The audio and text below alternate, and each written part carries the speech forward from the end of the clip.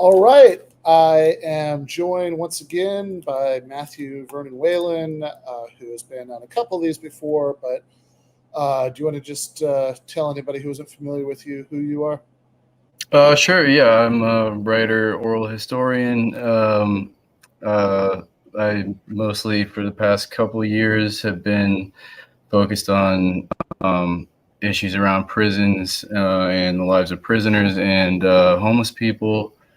But I've done other commentary as well. And yeah, that's pretty much it. Cool.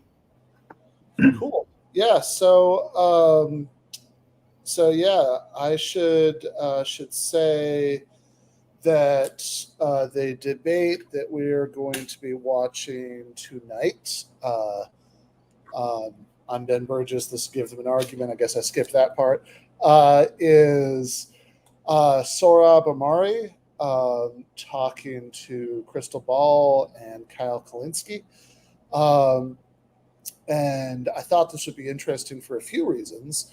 One of which is that Sohrab is going to be coming on this show on Monday to talk about some of the same material, be a little bit different, but, fundamentally to talk about his new book, Tyranny, Inc. And he's been a guest before. And I guess, just to kind of lay all this out a little bit, I've been sort of trying to start by stating relevant biases that I have up front. And in this case, I'm actually in the unusual position of personally knowing all of these people. On my, political worldview is obviously much closer to Krystal and Kyle's than Sohrab's, which for anybody who's not familiar with him, I think will sort of become clear as we go on. But yeah, I do know Sohrab a bit. I think I always sort of jokingly call him a ideological frenemy, but personal friend, and whatever. I was at Krystal and Kyle's wedding. I like these people, but as far as the sort of substance, I think that what makes this interesting to me is that it's not uncommon these days for different right-wingers to at least sort of rhetorically break from the kind of semi-libertarian rhetoric that's been common in Republican politics, really since Reagan, than to sort of claim to have some kind of like populist interest in standing up for, the little people against corporations, or maybe just the bad woke corporations, for some right wing populists. Just other little people. Yeah, exactly. And it usually just strikes me as completely disingenuous. And this is honestly has been kind of a theme of my writing in the last few years. I had, way back in 2020, I had something for that I wrote for Ryan Sickgraff's Substack, The Third Rail, called "Will the Real Right-Wing Populists Please Stand Up?" Where I talked about Tucker Carlson, and a few other examples of people like this, and sort of made the case that it's all kind of hot air, that there was like just nothing there that was like genuinely economically populist in any way. For Jacobin over the last couple of years, I remember I did one about Marco Rubio called like "Don't Be Fooled, Little Marco is Still an Enemy of Labor." And there was for the Daily Beast, I did one called "The Unbelievably Phony Populism of J.D. Vance." And so there's been like a lot of stuff like this that, so one about Blake Masters. This is pseudo-populist fraud, I think, for Jacobin. Like, this is a drum I've been beating like really consistently. because I think it's sort of important to point out that all of these people, I mean, Donald Trump certainly used economically populist language, but he governed like a Reaganite. He filled the National Labor Relations Board with union busters. He went after Medicaid expansion and food stamps, lots of deregulation, tax cuts for rich people. You know, Tucker Carlson, Marco Rubio, all these people, right? If you actually sort of start reading like any of the fine print, like these are all people who are like wildly less populist than like Nancy Pelosi and Chuck Schumer. Sure. Yeah. Of course. But, yeah. All of which is to say that Sohrab is interesting to me because I have really profound disagreements with him on social issues. Certainly on, he's a, I mean, he's pro-life, he's, certainly on all kinds of, issues related to, LGBT equality, et cetera. Right. I mean, like he's a social conservative. I disagree with him about all of those things. And, that's what he was on the show before. I mean, that's pretty much what we argued about. And I do have disagreements even with his economic views, but I actually wouldn't put him in the category with the rest of those people that I just said. Like, I think that he's pretty much the only sort of significant figure in right-wing media I can think of who, like, I don't know. I mean, he's maybe it's just tricked me, but it's like I genuinely think like he actually means it, right? That like he actually does have, like he actually does have like really social democratic economic views in ways that's like, certainly not unprecedented in human history to have that combination of positions, but it's like super rare on like the contemporary American right. Yeah. Oh, absolutely. I mean, yeah, it's interesting because in some ways I don't really like care as much about those issues personally. I think they're important. I think I probably share your views about them, but yeah. I don't think they're as important, which is interesting that like or that they're more important than like more material issues, maybe like climate change or war or whatnot. Sure. But it's interesting that he does. I mean, he would base his vote on one thing, on the social issues more than the economic ones. Maybe that's actually a really interesting test. Like, I mean, whatever. Not that I think he is going to be tested in this particular way, but like, I would love to know actually. Like, okay, gun to the head, right? Like, well, like who's he voting for? I mean, I think he voted for Trump, right? Probably, yeah. Yeah. Yeah. I mean, I expect he did.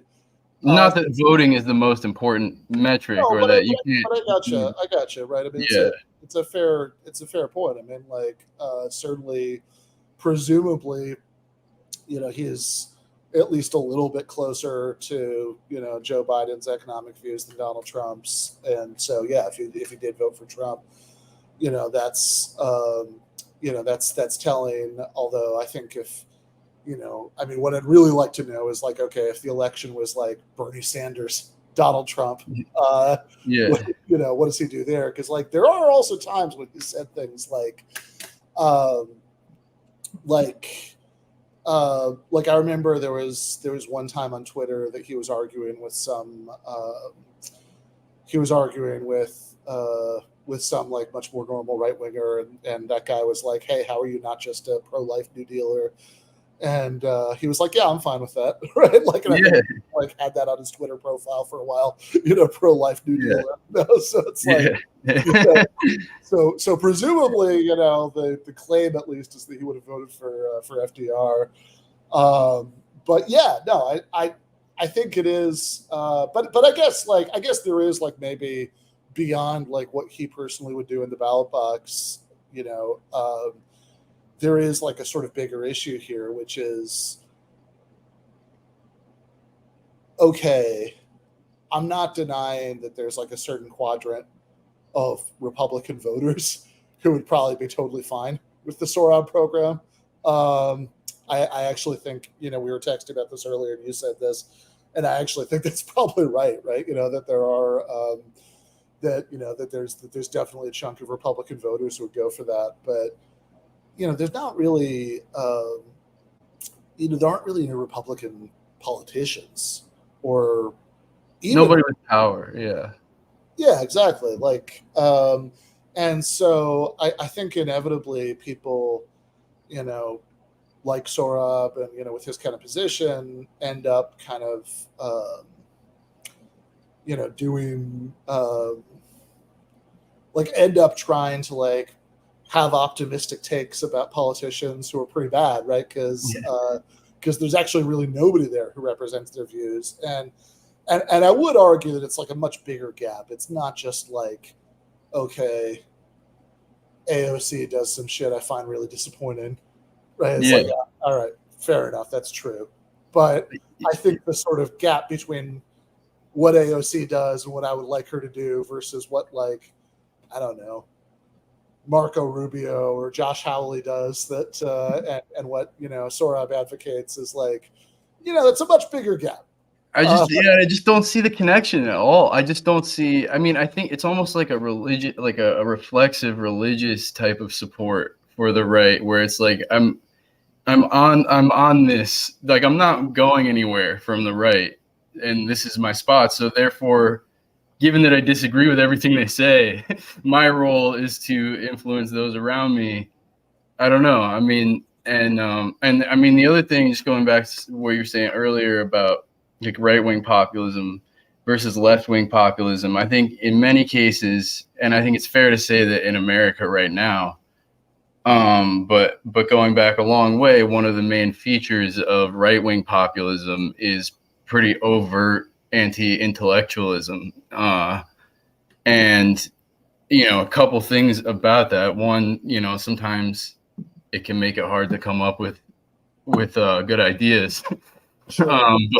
But also, secondly, I think more importantly, there are kind of no ideas. And I'd mentioned earlier this Robert Paxton book he talks about, and she's not the only one to talk about it, but talks about catch-all parties in fascism, how fascist parties become almost like blank slates onto which people can project whatever they want because there's nothing really there. And in the case of, I think it was Trump in the lead up to the 2016 election. I don't remember who was interviewing, but basically said he supported universal health care. Well, he actually said that at I think the first Republican debate, because it was the first or second, he was the moderator brought up past statements he made in support of single payer, as a gotcha. And he was yeah, it still sounds good to me or whatever. Yeah. And then, but then obviously, it's not like he ran on that. And in fact, and then, by the time he was president, he was trying in some half-assed way to broker some right-wing overturning of Obamacare, so yeah. Yeah, I think there's also I get the feeling there's this kind of trick going on too in some ways with this guy where it's with somebody like Trump, and also he's going to say one thing after the next every day. He's saying he supports universal healthcare because he doesn't care. He doesn't give a shit. Bernie's saying it because he gives a shit, but Trump is I'll say whatever I want, whatever I need to get elected, and then I won't do it or I'll go back on it. And if you are, not totally informed, you can look for whatever you want to find in a catch-all politics movement, and you can find it there. And if you are informed, if you are an intellectual person, you can also paint those movements however you want, I think, in some ways. And so I just, unless there's this person is just admitting there is no connection between the sort of economic populism he supports, there's no potential for it in the Republican Party. He doesn't quite say either. But yeah, I mean, I have seen moments where he does seem to come close to sort of admitting that there is no potential for it in the Republican Party, but it seems on some level we must hold out hope for that. Yeah, that's a really good question. I mean, honestly, like, I think I was talking about this when I was on Left Reckoning after they had him on, and I mean, the only circumstances I can really imagine getting anybody within the Republican Party, like with power within the Republican Party, right, to actually sign on to like any of this stuff would be, or even just people with influence, like in his position. Yeah. Not even power, but sorry to interrupt. Yeah. Yeah. Well, I mean, again, I think Sohrab actually does, right? And he, he is, he's not like some Trumpy chameleon. I mean, like he actually has been pretty, consistent, certainly in this like stage of political evolution about, advocating Medicare for all and, more labor unions and stuff like that. That, he's not a socialist, but, at least what he would call like a return to the New Deal order. Mm-hmm. And, and this is one of the reasons, I mean, I'm kind of like, I'm sort of willing to be as friendly as I am. Like, it's sort of, I don't know. I think like somebody who has like any kind of like big megaphone within the right, like saying that stuff, like I'm all for that. Right. But I don't, but I mean, I have to say, it's like the only circumstance I can really imagine that, like, okay, so somebody like Sohrab, who, is kind of the opposite of like a Trumpy figure in a way, right? Because, he's like actually sort of very intellectual. He's in a very specific way, right? Which is this kind of like this kind of Catholic intellectual, right? That, which is obviously a longstanding thing of its own. But in the way, like, but I'm trying to imagine circumstances in which it would actually be possible to imagine that having any kind of traction within the Republican Party, like with politicians. And I mean, the only scenario that I can remotely imagine is like maybe, maybe you would get like a return to the circumstances under which during the New Deal itself, right, about, in the 30s, like there were some like Republican congressmen or whatever who went along with some of that stuff because they were sort of under intense pressure by their constituents. I mean, even Eisenhower, Chomsky likes to point out that Eisenhower said it would be political suicide to oppose the New Deal. Yeah, right. Certainly by the time the New Deal was like a thing, Eisenhower sort of was to the New Deal what like, I don't know, Clinton and Obama were to Reaganism, right? That like he's like this is the sort of established order of the day, and he's just not complaining. Yeah. yeah, exactly. So yeah, like you certainly have that, and again, even earlier in the 30s, you had some, like, I think you did have some like Republican congressmen who, sort of under the pressure of the moment were like willing to align themselves somewhat with FDR and some of this stuff. But like, so I guess maybe if there was like some circumstance like that again, where there was some like wildly popular left government that was in power, that was doing all of, enacting all of these extremely popular programs, then like maybe there would be some like, there'd be some like congressmen who were representing like super conservative, culturally conservative areas who would go along with some of those programs or whatever, maybe, right? Maybe. I think you see a little bit in Europe more than here, but still. Although I also think a lot's changed since the 1930s, right? So yeah, it's like a lot harder to imagine now. But like that's really the only circumstance I can imagine. All which is to say that like even if what I find flat out impossible to imagine is there being a scenario where any of this stuff like came from the Republican Party, like that. Right.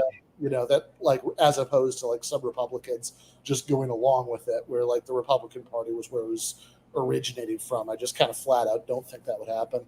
Yeah.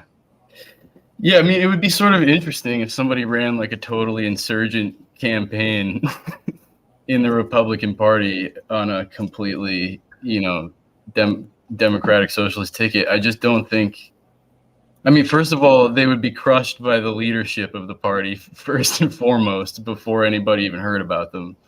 Yeah, I mean, I just don't think that would I mean, look, it's hard enough to do that in the Democratic Party. I think that the Republican Party is just so. I think the ground is just so barren for that. I mean, yeah, there's a certain segment of voters who would be into it, but considering that there are so few union members even, right, who are in the Republican Party for obvious reasons, and even so much of the base is small business owners and stuff like that. It just I just really I mean I don't I have a really hard time imagining that being anything as successful as even the let's remember failed attempts to do that in the Democratic Party, right? Hard enough to do it in the party where most left-leaning people who vote are, right? Much less in the in the Republicans. So yeah, I don't I will also say I saw in the chat, Hadrian says Catholic intellectual is a thing. It's okay, come on. I'm an atheist, but yes, Catholic intellectual is a thing. Thomas Aquinas, right? Come on. Fucking Dorothy Day. I mean, who was pro-life, and I don't think, but was far more obviously radical in the rest of her politics than this guy. I think probably, but I don't really know. I don't really know. I mean, and I'm super interested in his book. I'm definitely going to read it, but I don't really know what to make of him at the end of it. Yeah. I don't disagree with him, but I do disagree with him for sure. I don't have a problem with him, but I also don't really get it. Yeah. I mean, look, I think it's a very, I mean, it's I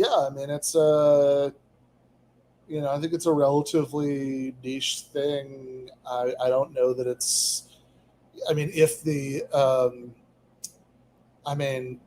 my experience of this is when he started his magazine Compact. I wrote an article for Jacobin where I kind of slammed the mission statement because of all the social conservatism, and then he came on the show and we argued about it, and I certainly neither of us have changed our mind about any of that stuff since then, but he's also published a couple of articles by me about things we do agree about and whatever, and I kind of think that if you can get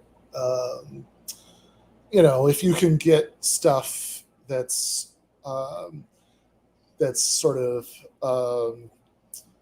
pro-labor, pro-giving everybody health care, et cetera, in front of an audience that might not have that much exposure to that, then that does seem like a good thing to me. But yeah, I mean, it is a relatively niche thing. I don't think there's necessarily a huge constituency for that worldview, which isn't to say that I don't think that sometimes when people have this argument, I think they get a little bit twisted, because I think there are a couple of issues that that's easy to conflate, but you shouldn't, that you should make which are okay, is it good for the left to sort of attach its material program to this kind of culture war maximalism that there are a lot of people who we might be able to win over who would not be on board with every aspect of that, and certainly should we sort of be totally exclude from seeing as allies or whatever anybody who's not totally on board with every detail of all that. Mm-hmm. No, right? Which I think is also a niche thing, by the way. Yeah, totally, right? Yeah.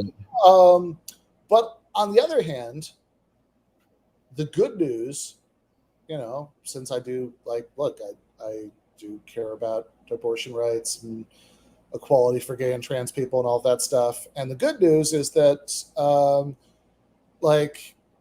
how to navigate some of this stuff strategically might be harder if we lived in a more socially conservative country. But most Americans are actually like at least sort of moderately socially liberal. Like they, like if you actually look at the polling, um, most people, for example, like, okay, lots of people might support like some level of like restriction on late term abortion or whatever, but like a large majority of Americans are at least like moderately pro-choice in that example. Mm-hmm. Like, look at the referendum in Kansas, Mm-hmm. for a good example on that. So, I mean, I think the good news, again, I think that, I think there is a certain kind of like culture war maximalism that, we don't necessarily want to attach ourselves to. Um, but you can also make sort of reasonable distinctions between, hey, is it good that we have anti-discrimination laws versus do we want everybody to have to sit through 3-hour Robin DiAngelo trainings at work? Those issues can come apart. There's another thing too, which is like I don't see the left or like quote unquote cancel culture like using the law to silence people, like the way we see with the right, but yeah, I think that is side note, yeah, yeah. but I mean, I just think it's important. I would like to say too, like there's two things come up, and this is why I don't get it. Like two things come up pretty quick in this debate. Is like one is like he kind of offhandedly mentions that, or one he agrees that he supports Medicare for all, and then he kind of offhandedly mentions that he obviously voted for Trump, and like There is just like. And then I think it's reasonable to conclude that like he kind of does vote on those culture war issues. And again, I only use voting. I think voting is one of the least important kinds of political action. I only use it because it's one that comes up so much in the debate. Right? Yeah. And it's relevant. Yeah, but so it's like I want this one thing. So in order to get that, I'm gonna go do this other thing that has nothing to do with that. Well, it's not just has nothing to do with it. I mean, it's the opposite. Yeah. Yeah, because like Biden was at least running on a public option, and to be fair, I certainly said at the time before he became president that I absolutely didn't believe that he was going to do anything to get the public option. Like nothing about his record was confidence inspiring, but at least that's what he's promising, and the failure to deliver will be like just kind of keeping the status quo maybe, or maybe a little bit of extra subsidies or something at best.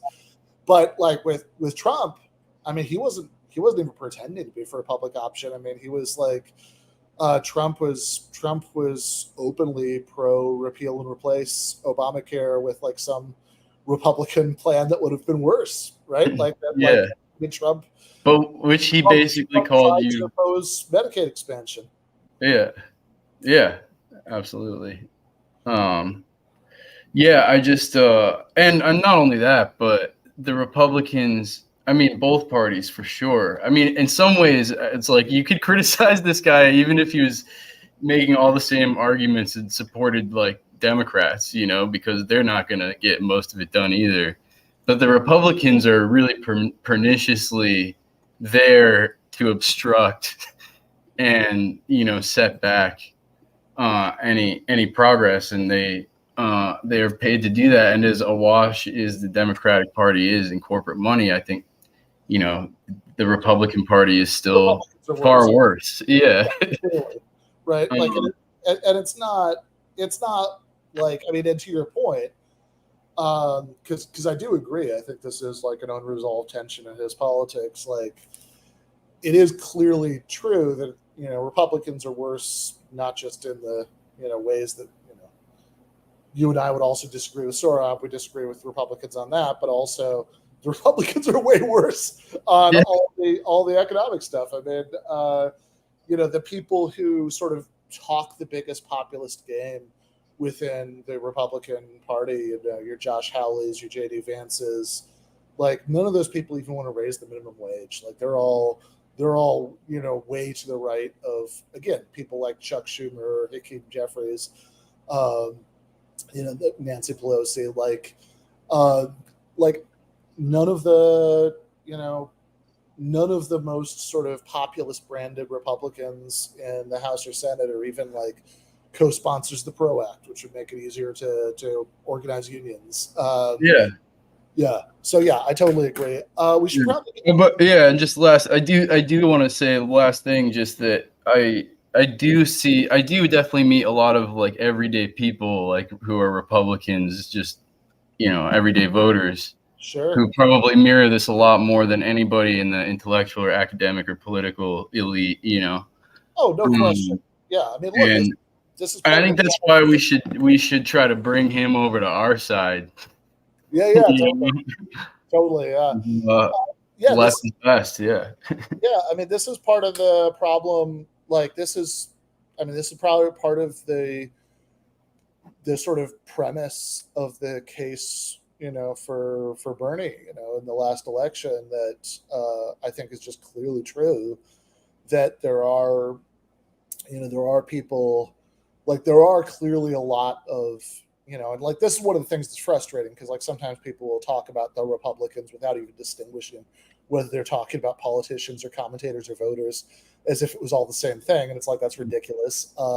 And clearly part of the premise of the Bernie campaign is that sort of message would have been able to have crossover appeal and get a certain chunk of people who otherwise would have voted for Donald Trump, which I think is true. Mm-hmm. Like, I've met plenty of those people. I mean, this is, I think, like, the fact that, the fact that somebody, I mean, again, not that he's like an everyman or whatever, obviously is like a, wealthy celebrity with his own eccentricities or whatever, but like the fact that like somebody like Joe Rogan was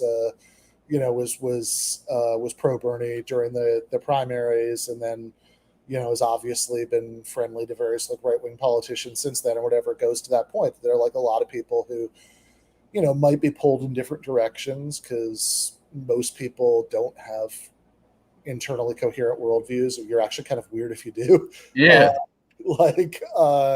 There are people who could be pulled in different directions and have different impulses, and some are good and some are bad, but ultimately, if you say, hey, you should like have more of a say at work, and the government should give you health care, like that might appeal to them.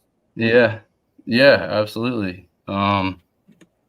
Yeah, that's why I like Michael's phrase, left is best, Yeah. It's not left is the best, it's just left is, none of us are happy. You're going to try to struggle for things that are important, but left is the best way to go. Totally. Yeah. All right, let's go. I think this is just about where Sohrab comes on. Yeah. Sohrab Ahmari, he just wrote a book called Tyranny, Inc., which I really recommend. I think it's very thoughtful and very interesting. And if you're an economic lefty, you probably find a lot to agree with in there. I know I certainly did. He is on the right. I think he would consider himself populist right. And he's founder and editor of Compact Magazine, contributing editor to American Conservative Magazine, and contributing writer at New Statesman. And he joins us now. Sohrab Ahmari, welcome. Glad to have you. Thank you for having me. This is the first ever husband and wife podcast I've ever done. Oh, for real? You haven't been on with like Matt and Mercedes Schlapp or anything? Or Joe Scarborough and Mika. Joe and Mika? Yeah, there you go. There are some other famous duos definitely out there. All right, so let's just jump into the book. For people who, aren't familiar with it, haven't read it, explain why you wrote it and what is the central thesis there. Sure. So I wrote this on election night 2020, when it wasn't clear who had won yet by the time I went to bed. Obviously, I am a man of the right, and so I was cheering for Donald Trump. And one thing that was already clear by the evening was that the Trump GOP had not only consolidated the gains it had made 4 years earlier with white working class people, but had also made inroads among working class people of color, such that this buzzword of the multiracial working class and the idea that the GOP is now the main vehicle for the multiracial working class became kind of viral that very night. And so not long after that, I pitched a book to my editors at Random House. a book that would be a manifesto for a pro-worker Republican Party. And so that's a very typical kind of Washingtonian book. I mean, I don't live in Washington, but it's a kind of typical, here's what the GOP can do now that it's a working class party. But when I got around to reporting the book and sort of thinking through, especially thinking through not just, the immediate politics, but what had gone on the previous 4 years under Trump himself, and in a longer frame of, let's say, since the New Deal order and its collapse and the rise of neoliberalism, it seemed to me that writing that kind of a manifesto book would be putting the cart before the horse, because many of the kind of barriers to working class flourishing in the past generation or two has been put up to a large extent by the Republican Party. I would also add to that list of culprits like the neoliberal Democrats of the Clintonian era, but it's really kind of, we're talking about changes in the political economy wrought by the Reagan-Thatcher model. And so it seemed, premature to write a manifesto. So instead, what I wrote is a book that is geared at a general audience, and its central thesis is that Americans are all too, are used to thinking about coercion and tyranny as only what government does to us, especially in recent decades, when in fact we are enveloped by, surrounded by, confronted by coercion in the private economy. And precisely because the kind of reigning neoliberal ideology, especially promoted by, kind of the Wall Street Journal editorial page where I used to work, by lots of business schools and kind of orthodox economics, et cetera, that ideology says precisely because the coercion we face in the private economy is a quote unquote private problem, that therefore it cannot be subjected to democratic deliberation, democratic give and take, due process, public accountability, all the things we associate with a decent political order are removed from our reach when we're dealing with like an employer or a monopolistic seller in a market or a big tech company, or what have you. So that's the basis thesis of the book, and that's its origins as well. So I have to say, I'm pretty intrigued by your political story for a number of reasons. You mentioned Trump early on there. We can come back to him a little bit later, but I wanted to zoom out for a second. First of all, I've never heard a right-winger talk like you just talked about the economy right there. Literally never. So on what issues would you say you're more on the left, and on what issues are you on the right? I know the typical answer is economically, you're more left. On social issues, you're more right. But lay that out for me in more detail. Like, where do you fall on guns? Where do you fall on abortion? Where do you fall on gay marriage? Give me some specifics. I think it is fair to describe me using current or conventional political labels as economically left. Sometimes people say economically liberal, which is annoying because economically liberal often has rightly historically been seen as you're pro-free market, you're a classical liberal. Right. But pollsters use this kind of phraseology of economically liberal, which means roughly like coordinates with your pro-New Deal, your pro-entitlements, maybe your government-run healthcare, which I am. I support Medicare for all, and culturally conservative. To me, that's not a contradictory posture. For one thing, there's a lot of voters out there in American society who roughly fall on that kind of corner of the political spectrum. And second, I mean, more fundamentally, I'm a Roman Catholic, and despite the efforts of a lot of conservative ideologues to present Roman Catholicism as just perfectly lined up with Paul Ryan, Mitt Romney worldview, Paul Ryan, Mitt Romney thought, it's not. It's much more complicated. The church embraced collective bargaining as a necessity given the nature of labor markets after the Industrial Revolution. It did that in the 19th century. 100 years ago, the American bishops put out a statement basically calling for an economy in which a single breadwinner should suffice to run a family, and so on and so forth. So, you know, to me, my worldview is just Catholic, but there are many others in the American tradition who fit this kind of weird box of being economically left and culturally liberal, or culturally right. You know, obviously, I would point to the Nixon-Eisenhower tradition in the American tradition, basically making its peace with the New Deal order, and not just making its peace, but then expanding the New Deal logic in other dimensions of society. And so, you actually explicitly tie those two parts of your philosophy together in the book, and I'd love for you to go into that further, just so people understand where you're coming from. That you see, you know, whether you want to call it social democracy or New Deal or, you know, economic leftism or whatever, as creating some of the economic conditions of thriving that would lend itself towards these more traditionally associated with like cultural conservative focus on family, community, etc. So tie those two pieces together for people so they can understand your philosophy a little better. Yeah, absolutely. I mean, my primary frustration, I've been part of the professional right. I started my career, the Wall Street Journal editorial page. I then became the op-ed editor of the New York Post. I became a Catholic in midway through that journey. But even before I became a Catholic, I have a instinctively kind of social conservative ethos, right?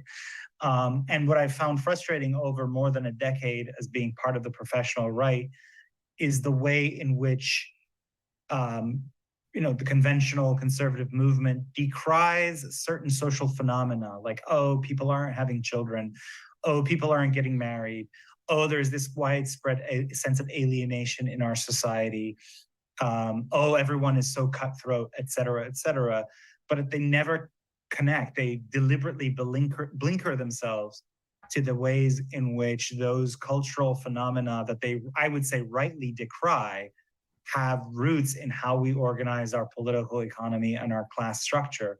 So, for example, the book is mostly, as you know, Krystal, is mostly a repertorial book. I mainly tell stories of how ordinary people experience our economy and the bottom rungs of the labor market. And so I begin with a chapter on what's called by sociologists scheduling precarity. I tell the story of this woman who is a Massachusetts woman working for restaurants, and they all now use what's called just-in-time scheduling, where a human resources algorithm sometimes, or sometimes just the employer using their own judgment, will schedule the worker for just those hours when they might be high demand, and then otherwise cancel shifts or do what's called clopening shifts, where the worker shows up for the first 2 hours of the shop being open, and then again for the last 2 hours when it's closing, when there's demand. If you had a more regular schedule for workers, the employer and employee would roughly equally share the costs associated with periods of low demand. But in the past few decades, we've shifted all the costs associated with periods of low demand in the service industry onto the back of workers. And so if you have someone, as this woman, Alicia Fleming, who had a child, then life becomes a nightmare when you're dealing with algorithmic just-in-time human resources scheduling. Why? Because you're scheduled for a shift, but then it's suddenly canceled, so you don't get the wages, or it's suddenly scheduled and it's not enough time for you to set up, childcare. So then you can't take the shift. And either way, you're in this kind of constant period of being harried, not having a sense of regularity. And that's about a third of service workers in the country receive less than a week's notice of their upcoming schedule. So if you think about what that does to a life, and if you're a social conservative and you want, moms to be able to make ends meet, and you want them to be able to spend time with their children with any kind of regularity, what does that do to the mother and child? And is it any wonder, as in fact studies show, that the children of workers who are subjected to this kind of just-in-time precarious scheduling are more likely to be anxious, to display feelings of guilt, to act out in school, to have violent kind of temper tantrums, etc. It doesn't take a rocket scientist to connect the causal dots. It's because mom can't spend regular time in any kind of meaningful way with the child. And then you add elder care, you add other things that make up a life. You know, we used to be able to offer workers more regular scheduling. It's purely the determination to maximize gains for the employer at the expense, you know, like all the costs associated with low demand have to be borne by the worker, whatever that means for life. So social conservatives worry about those effects, right? They're like, oh, kids are acting out in school, kids are alienated, kids are alone, kids report feelings of guilt, etc. But they dare not then say, what is our class structure? And especially the kind of really cutthroat, efficiency maximizing neoliberal model might have to do with that.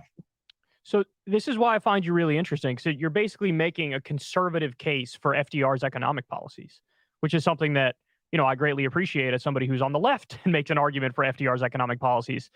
So I just want to run through what I'm surmising here from what you're saying your positions may be, and then get you to respond, correct it where I'm wrong, etc. It sounds like you're pro-union. Sounds like you're for a higher minimum wage, for universal health care, as you laid out, money out of politics and ending the corruption, a better, stronger social safety net. I'd say that's where you fall economically. And then socially, would you say you're like, I know you're pro-life, so on abortion, you're, you know, pretty solidly with Republican politicians. Guns, are you pro-gun? Are you anti-immigration, or for at least more restricted immigration? Or are you against gay marriage? I'm curious where you fall on those. I'm happy to run through some of those. Sure. On guns, it's never been an issue that exercises me. Like it's not a fundamental issue for me. But you know, at the New York Post, we ran an editorial. The headline was basically "Get rid of these weapons of war." I actually did not write that editorial. It came down from the top. A lot of people might be surprised to know that the leadership at News Corp, specifically Rupert Murdoch, thinks American gun laws are pretty crazy. But I was happy to defend that on Fox News and take a lot of heat for it, because I think it's fucking crazy that people states can run around with, you know, semi-automatic rifles and weapons of war. I mean, it's really obvious to me, and I think we should just have an honest conversation to say that, you know, the right in this country wants more liberal gun regime. By liberal, I mean more lenient, letting people do what they want, but that comes at the cost of America having a certain kind of nihilistic shooting spree every once in a while, which is, I don't want to say unique to the United States, because other countries like Serbia recently had a few months ago, but the rate at which we have those cannot be explained at bottom by anything but the fact that we have the gun laws that we do. And we just have to be honest about that. I think it's part of our constitutional order. We can do things to try to limit those by regulating the type of weapon and the type of person who can get a hold of weapons. But like, it just seems obvious to me that that's why, you know, there's a kind of tendency on the right to be like, oh, you know, it's just a matter of social ennui and boredom and alienation, like depression. Yeah, lots of other countries have those problems, but no shootings. Yeah, not as many shootings. Not as many shootings. Yeah. All right, I've been. I wasn't going to stop until they got to some of the meatier disagreements, but I actually did want to pause on this, because this is kind of interesting. Like, I guess I'm not particularly surprised by his position here, but if anything, I mean, what I was kind of thinking as I was listening to that is there's something that's like very weird about the fact that the issue is coded in the way that it is in American politics, because like everything he just said, like, I don't know, I mean, that's like something like, I don't know, I feel like I can imagine a like just ever so slightly like 2% different, like, you know, multiverse version of American politics where this was something that like every Law and Order Republican said. Yeah. I mean, It's yeah, it's super reasonable. It's also happens to be a material issue, I think, which distinguishes it from most other material issues, the gun issue, because a lot of the other material issues are more primarily cultural, I would say, and often based around identity, which there's plenty of that with guns too. But it also, like, you know, any of us could be affected by it at any moment. So that there, and it seems to me that on the material issues, he does seem to have more, whatever you want to call them, like leftist views than on certain social ones. Not many of them come up, and like, if we do consider the gun issue a cultural one, like, it seems like he's not even aligned with the right on a lot of cultural issues or social issues either. Well, yeah, I mean, again, I think that he's sort of, I mean, whatever. I certainly know for a fact that he is on the other two that Kyle mentioned, and I think he kind of acknowledged that a little bit in the abortion case already in this conversation. But I mean, I guess I'd push back a little bit on saying that, like, guns are like a material issue in ways that other social issues aren't. I mean, whether you're, I mean, the sort of sense in which it's material, that what the laws are has, you know, consequences for people living or dying or whatever, is like, well, you know, you could say that about abortion too, right? But I do get what you're saying. I mean, like, I don't know. I feel like, I mean, it's just a little bit of a funny example that, like, this is even what Kyle is bringing up here, because as much as, like, I do agree with, I suppose, everybody on the screen we're watching right now probably about the gun stuff, you know, like, I do think that the U.S. should have more restrictive gun laws. It does seem kind of crazy to me that you can, you know, that you can walk around with these, like, ridiculous, like, military style weapons as you know, just like on, you know, city streets without breaking any laws, and you don't even have to register it. Like, you know, like, if you have to register a car, but you don't have to register a gun. Like, you know, I guess I have sort of conventional, like, lib kind of views on all of that, but I think, yeah, but also there's a certain sense in which, like, that doesn't really exactly have anything to do with, like, these larger differences in worldview, right? Like, Yeah. Like, you could sort of totally imagine, like, an internally consistent version of, like, just an otherwise totally standard kind of, you know, Mitt Romney sort of conservative who would still agree with Sohrab about guns, and you could imagine a totally internally consistent, like, socialist who was like, yeah, but I think that we should, you know, I think people have a right to armed self-defense, and that's the top priority here, or whatever. Like, it doesn't. It's all kind of a little bit at a right angle to, like, the main, like, actual ways that those worldviews come apart.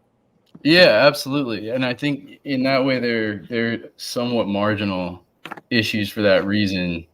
But I wanted to come back to, I mean, you know, what you're saying about him, you know, not being, or it not being necessarily inconsistent to hold this set of beliefs or whatever. And I agree with that. And he actually points out in the beginning, like, I don't think it's contradictory to hold this set of social beliefs and this set of economic ones. And I don't necessarily think it is either. Like, I think that it's not really relevant. And the criticism is not that that's contradictory, but, like, the action taken to therefore, like, align oneself, at least as much as you're voting for them, with the Republican Party makes no sense. You know, it's not contradictory to hold these beliefs together necessarily, whether I agree with them or not. Sure. But it is contradictory to then go to the main opponent of the bulk of the agenda that does affect the most people's lives out of all of it. And, like, also just, like, in the same vein, like I remember this, like watching like an old Chomsky lecture where some right winger in the crowd in a Q&A is like, well, how come you didn't say anything about family values? How come you don't care about family values? And Chomsky goes, what do you mean, like child hunger? Yeah. You know, and Totally. like part of it is like that is Chomsky's serious answer, but like the reason it's a joke is because that's not what people mean by family values, and the fact that people pushing the family values agenda the most are the ones probably on the political spectrum and the economic spectrum the most complicit in things like, you know, child hunger or other issues that actually tear families apart. Yeah. And so it's like I get where he's coming from. Like he's basically saying like these are family values, but again, like there's no vessel, there's no vehicle for that kind of advocacy in the Republican Party.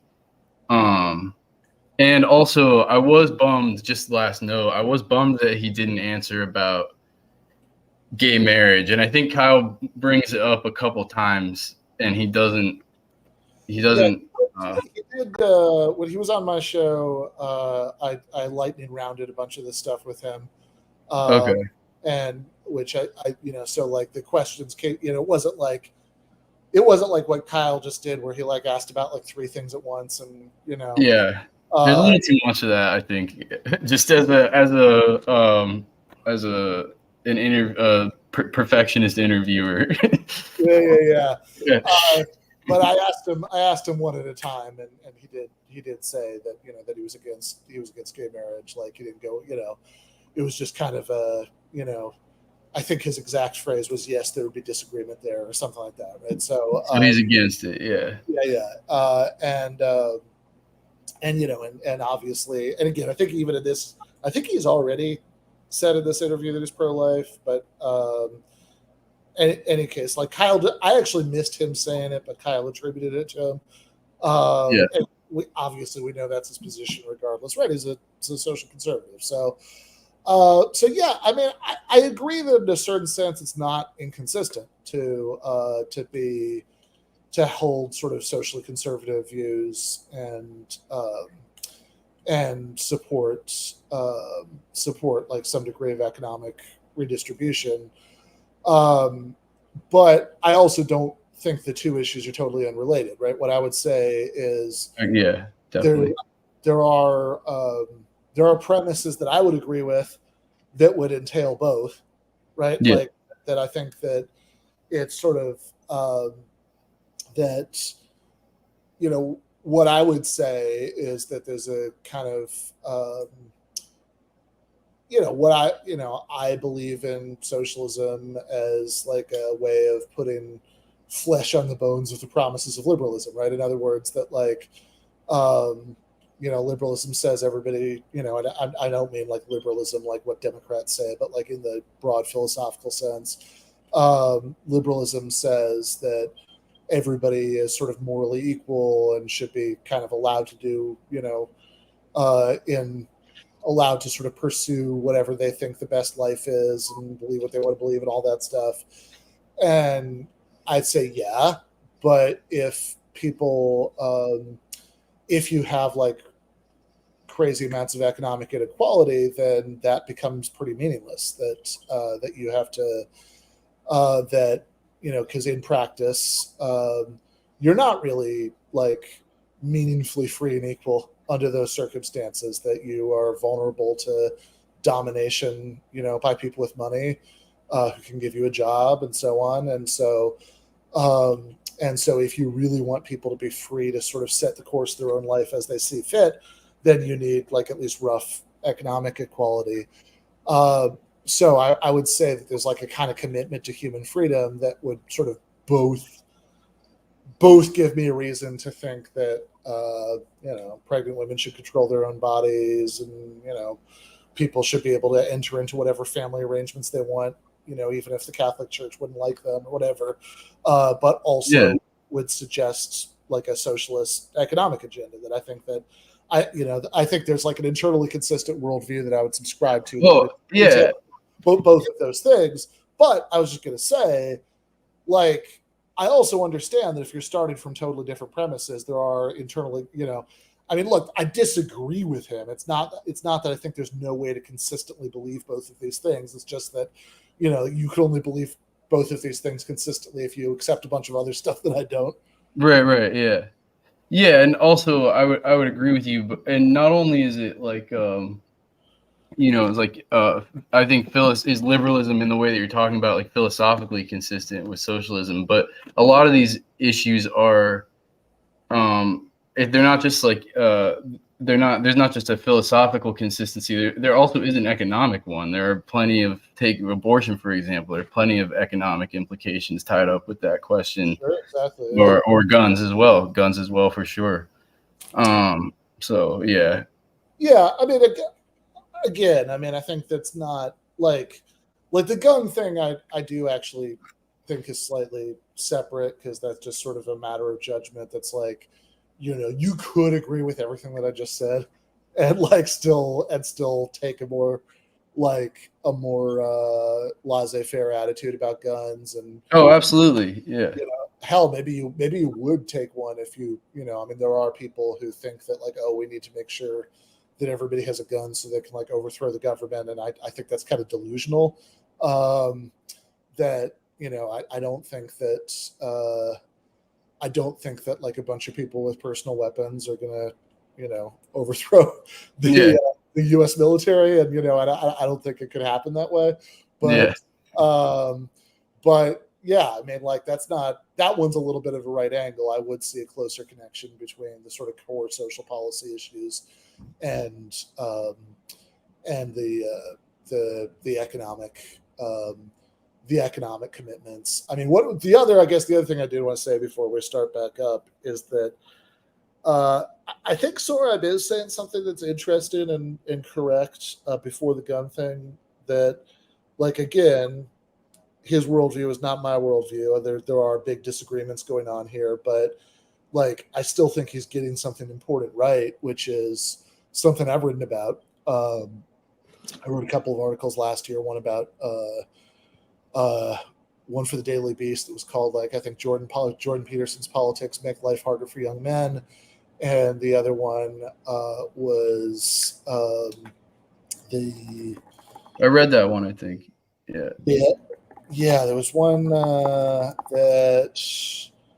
it was just called Ben Shapiro's Talking Nonsense about the left undermining families. And the sort of basic point I was making in both of those articles is kind of the same one that Sohrab just made, that like there's all this conservative hand-wringing from people like Shapiro and Peterson about people not getting married, or people, maybe even if they are married, not having children, all this stuff. That's sort of based on the idea that like somehow it's like the fault of like feminism or gay people or something like that, that people are like less likely to start families. And it's like, no, that's really not it. Like we actually have a lot of statistical evidence on this, because they do polls all the time on this. And it's like, no, you actually ask people who haven't gotten married, but they'd like to be, or they haven't, they don't have kids, but they like kids, like, why not? Right. And the answers were all like, don't have enough money, can't get time. Yeah. Exactly. Like, no doubt. Yeah, absolutely. So I think he's totally right about that. I obviously normatively disagree about like, I want to just give people the economic tools so they can make whatever decisions they want about their lives. It's sort of, I sort of don't care what decisions those are. I just want people to be able to do what they want. But yeah, look, I think so, I think it should be very easy to both make the kinds of decisions that Sohrab wants you to make, or make totally different decisions. But where I do agree with him is that, it's like, it is. I mean, it just is a matter of human flourishing. I mean, like, you know, getting married, having kids, starting families, like these are things that are important to lots of people, and and you know, it's something that's sort of to be expected that, you know, that lots of people want to do that stuff, and a decent society should make it way easier to do it. I mean, it's completely insane how, like, in this kind of like late capitalist hellscape that we have at this point, like exactly how hard it is to do some of those things that like even just like the economics of having a kid, like not even raising a kid, but literally just having a kid. Oh yeah, bills and all that stuff is nuts. Absolutely. And I mean, even working on you know, issues with prisons and prisoners, like you hear a lot. One of the main talking points from conservatives is about Black people, about minorities in general, is like absent fathers. That's one of the tropes, you know. And even that is changing a lot. The research actually shows that to be more and more of a myth. But to the extent that it's true, like there is an entire political agenda, a political force devoted to putting those fathers in prison. And so, yeah, you come up against that sort of not even just an overlap, but like actual family values issues all the time in the real work. Yeah, totally. I mean, this is yeah. I mean, if you like if people are in prison for a really long time, they're obviously not going to be able to spend very much time with their families. So yeah, totally fair point. All right, let's keep going. Yeah, not so pervasive. I am in favor of immigration restrictions, including legal restrictions, but certainly illegal. I think that used to be a pretty widespread position on the labor left. It's only relatively recently that, as the Democratic Party has become more pro-open borders, you know, the AFL-CIO and others have gone along in part, and that's a separate question, in part because so dependent labor unions are on the Democratic Party. So they have to go along with every issue, I suspect. But the bottom line is that if you have this sort of hyper exploitable reserve army of labor that's always willing to work for less and is hyper vulnerable, then that's not good for wages for Native workers. It's not good for those people. I have the sympathy for people, especially in border communities, who sense that there's like no sense of order over who comes over the border. I reported on the European migrant crisis in 2015-16. I was working for the Wall Street Journal at the time, based in London. And precisely because I'm Iranian and Iranian heritage and I speak Persian fluently, they sent me out to report. And actually the journal, as you may know, has a pretty open borders worldview for its own kind of neoliberal reasons. And I went out there to try to write a sympathetic story.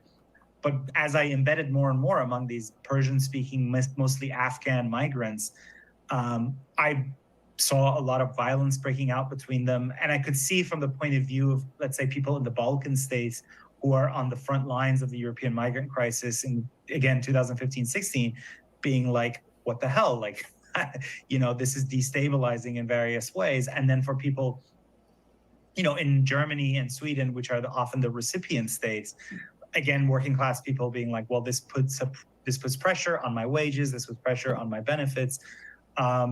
And I would just say that the New Deal order, Kyle, that you mentioned, you know, we both celebrate, coincided with a period of relatively low immigration. So I'm not like, you know, anti-immigration as such. I think the country needs it, but I think we should reconfigure certain things. Certainly the kind of lawlessness at the border is not good. The kind of indentured servitude that companies get to do through the H-1B visa program is really unjust, and left people should be at the forefront of speaking out against that. So let me just interject for a second. I would definitely take issue with categorizing the Democrats as in favor of open borders. I think Biden has continued a lot of Trump's immigration policies for a long time, Title 42, remain in Mexico, et cetera. I think both parties are for having some semblance of a border. It's just a matter of, degree in terms of how different they are. But I would ask you, so it sounds to me like you're moderate on the issue of guns. On this issue of immigration, would you say you're as hardline as Trump, or do you think he goes a little too far and you'd be a little more altruistic and in line with human rights? Or like, where would you fall in relation to Trump? Would you say he got it right, or he was a little too hard, or what? Well, I just think that the Remain in Mexico policy is right for many reasons. Again, because I reported this in the European context, and it really isn't that different. When you signal that potentially, if you could just make it across the border, you will be integrated into the society, into a kind of shadow labor market and society. What that does, that is above all a boon to human smugglers. When people ask, why did 1 million people make it from North Africa and the Middle East to Europe in 2015-16? Well, North Africa, Middle East had long been unstable places full of human rights violations and other problems. But specifically, the reason that wave happened is, on the one hand, because Angela Merkel signaled that she's willing to accept as many as they come. Wir schaffen das, as she said, we can handle this. And on the other hand, because GPS technology and boats and so forth are such that it's much easier to get people from the western shore of Turkey to the Greek Isles, and then onto the kind of Greek mainland and beyond to the Balkans, and eventually to Northern and Western Europe.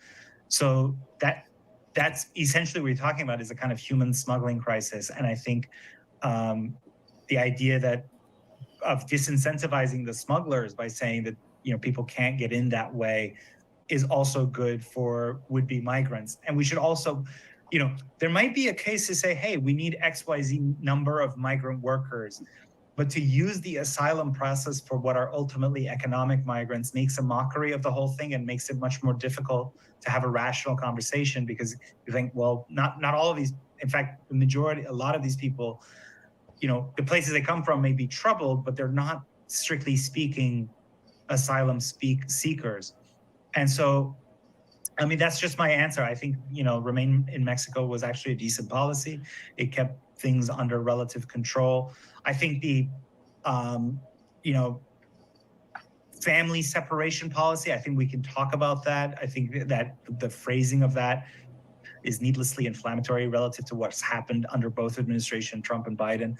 But on the whole, again, yeah, I mean, I think, we should not use the asylum process as a mechanism for bringing in more workers. If we want more workers, let's have a democratic debate about that. But a lot of the people who are coming over are not, strictly speaking, asylum seekers. And that was not the case in Europe as well. And that builds a lot of resentment and confusion because we obfuscate the terms. Yeah, I just want to note that that whole spiel about immigration started with the phrase, as the Democratic Party has become more open borders. Just completely no evidence for that. In fact, the southern border was built up and securitized in its most extreme iteration, actually under Clinton, as a result of passing. The Clinton administration wanted to pass NAFTA and realized that it would strangle the agricultural economy in Mexico primarily, and cause an enormous flood of migrants to the southern border. So instead of not doing that, they just securitized the border and created an industry out of, not just an industry, but created an apparatus out of militarizing the southern border. And then again increased. That happened under Clinton, although. Then again increased under Obama. Yeah, I mean, because under Clinton and George W. Bush, for the most part, they were still doing the sort of things that, like anti-immigration right-wingers would sort of call catch and release, where and like, which is the phrase they used to like deride it as like, oh, see, this is just like not doing anything or whatever. But what they meant was that people would just kind of be bussed down to the border and like deposited back in Mexico after they were rounded up by, well, the INS back then and then ICE, rather than being like charged with violating immigration laws. And the sort of move towards like actually, because like the actual legal status of just being in the U.S., on U.S. borders, within U.S. borders without permission, it's like it's actually like a pretty nothing crime if you like actually look at the, like strictly speaking, that is the legal status of like, it's like a misdemeanor. It's like, it's like, burning trash in the backyard. And so really the sort of move towards like actually processing everybody and charging them like was really an Obama thing. And the way that was, and, to the point that, I mean, it had like, it sort of like really, there was a while there. I mean, this is when Obama, was like immigrants' rights groups would call him the deporter in chief. He was, he was in, like it actually got to the point where there were like more, Mexicans than, black people, like going into the legal system at one point because of and he deported more than Bush. Yeah, totally. And then the way a lot of that was justified at the time is that he had to like prove that he was like going to be tough on the border, so he could like strike some sort of grand deal with Republicans, for immigration reform, which obviously obviously never materialized. Yeah, but there was that initial, and also just I am sort of hanging on the semantics a little bit because I detest the phrase open borders so much, and just want to reiterate, like it was actually, there was this major militarization of the border under Clinton in anticipation of the effects of policies passed by NAFTA. Also, Clinton, Obama, and a slew of other Democrats voted for the initial fence construction. I think it was like a 700-mile fence or something under Bush when they were in the Senate. And then we get to what you're describing with Obama when he's president. And also we should say that Biden hasn't been much better than any of them, including Trump, on immigration. Yeah, I mean, Biden, as Kyle mentioned, Biden actually kept a lot of initially. I mean, he's rolled some of it back since then, but like certainly when Biden first came in, like he actually kept a lot of the Trump immigration policies in place. And while some of those have now been allowed to lapse, like it's a complicated picture. Not all of it, right? I think there's like much more continuity than not, between Trump and Biden on immigration. And yeah, look, I mean, I think it's it's kind of silly conservative speak that like, if more open borders just means like more liberal on immigration, then like, yeah, I mean, yes and no, right? I mean, like the idea that, I mean, it's also a little bit funny because as recently as the 1980s, like Reagan actually did a major amnesty for undocumented immigrants. So this idea, that's right, yeah, and as far as I know, probably Democrats supported that. So like even what he actually means when he says more open borders, like presumably what he actually means is just like more liberal on immigration, comparatively speaking. And I think more open borders is a silly way to say that, but like even what he actually means, I think the picture is a lot more complicated than that. And like it's like, yeah, there are a lot of Democrats who sort of started to, during the 2000s and 2010s or whatever, started talking a lot more about like having a path to citizenship for, undocumented workers. And there's certainly the dream,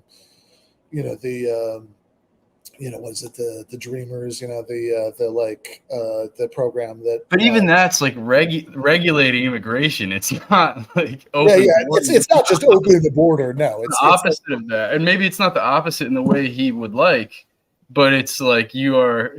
or if it's not the opposite, it's certainly just different from it because it's not. It's sort of accepting the basic premise that like the border is going to be closed for those people, but just saying, well, okay, these particular people who check these boxes, we won't deport them. I mean, like, okay, so yeah, I agree. The whole Democrats or open borders thing is kind of ridiculous. Like, really, nobody in mainstream American politics supports open borders, for better or worse. And that's not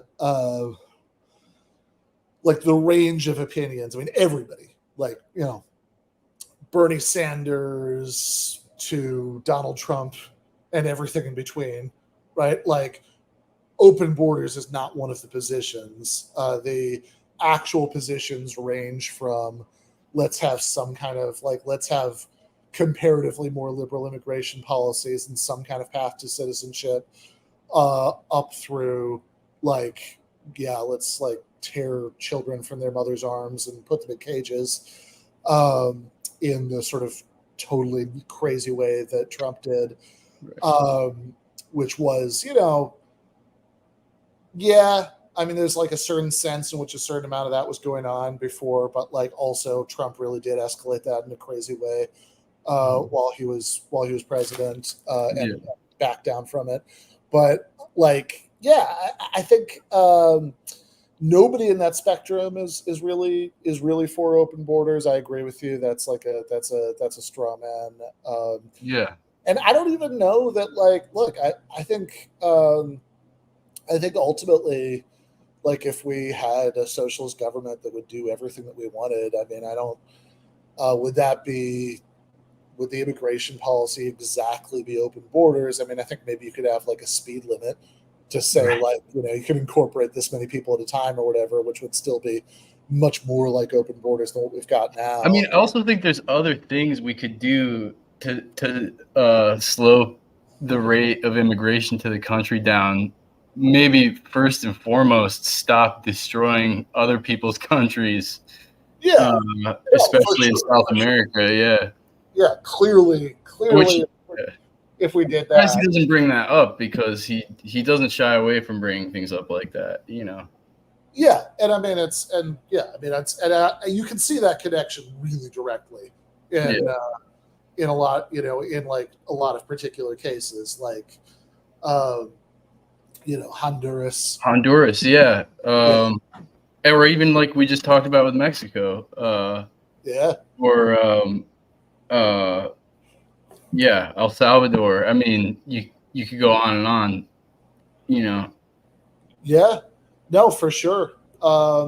Definitely Mexico. I mean, look, the number of times and the number of ways that the United States has intervened in Mexico to sort of maintain the current order over the last 100 and really going back to the 19th century, but I mean, especially starting with the Mexican Revolution and, Zapata and all of that, I think that's absolutely true. And also, I guess the last thing I'd say about this, I've said this, I've made this point, I think, to Sohrab, or, if I haven't, I will on Monday, but I think I have in the past, that it's not really this whole, the sort of case he seems to have for more restrictive immigration policies seems to be basically two things. One is that the influx of lower wage workers will drive down wages for people who are already here. And then the other one is this thing about human trafficking and the underground economy and and all of that stuff. Mm-hmm. And, look, I think those are both fair things to worry about, but I don't I think it's totally wrong to say that like having like this kind of harsher regime of like deportations and all that is going to somehow reduce those problems. Even border security doesn't have a huge correlation in research with problems caused by immigration or certain amounts of immigration. You know, I mean, we have a super militarized border and plenty of immigration. But that's not unique to the United States in either way. There's also plenty of countries with not that much border militarization and not that much immigration.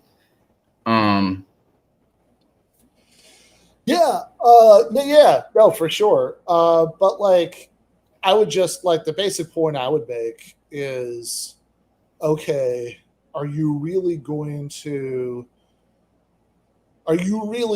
just go full fascist with immigration enforcement? Like, because if given the number of like, I don't know. I mean, I guess nobody knows the exact figure, but like, I think estimates tend to be at least like 10 million, and like high estimates are more like 25 million or something. I mean, that might be dated, but I think that's like kind of the range for undocumented people who are already here. And so assuming it's anything like that, right? If you actually think through the mechanics of what it would take to actually root out and deport all of those people, like that would get pretty Gestapo-y. So Yeah. if you're not going to do that, and I assume he doesn't want to do that. So if you're not going to do that, then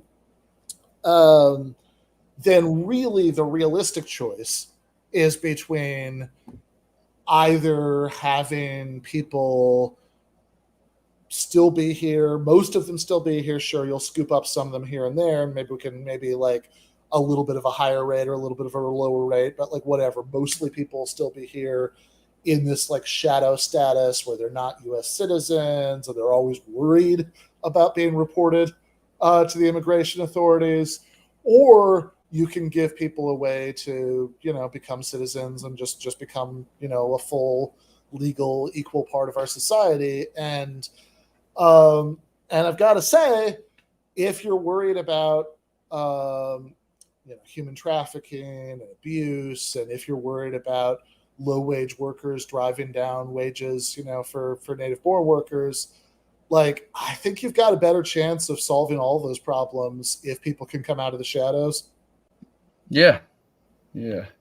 Like, it's like, I don't know. I mean, are you really gonna are you more likely to join a union if you know your boss could call ICE and have you deported? Yeah.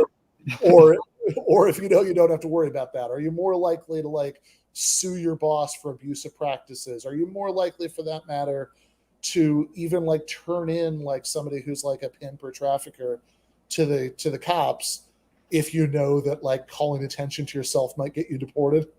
Right. Yeah. I mean, they're undocumented immigrants who are apprehensive to go to the hospital, even, get certain medical treatment, Totally. unable to. And he supports universal health care. So, no, exactly. So yeah, I think that I think it's a misguided. I don't know. I hope that in the future, even if he doesn't come over, if he actually comes over to our team, he at least also interestingly can't be explained by his religious beliefs. The way that a lot of his other just a separate thing. I mean, because you're totally right. I mean, I find that interesting. It's just kind of a departure from the rest of his politics.